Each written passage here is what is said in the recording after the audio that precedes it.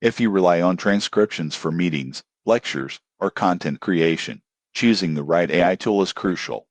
Most people get this wrong. They assume all transcription tools work the same. The surprising truth is that Otter.ai and Read.ai offer similar services, but each shines in different areas depending on your needs. Otter.ai is well known for real-time transcription and collaboration. It works across Zoom, Microsoft Teams, Google Meet, and other platforms, providing live captions during meetings. You can edit transcripts, highlight key points, and export notes in various formats. Its free tier includes 600 minutes per month, while premium plans offer more minutes, advanced search, and AI-generated summaries. Read.ai, on the other hand, focuses on AI-powered analytics for recorded meetings. It transcribes calls accurately and adds features like sentiment analysis, speaker recognition, and automated meeting summaries. This makes it especially useful for sales teams, recruiters, and customer support professionals who want insights beyond just text. In terms of accuracy,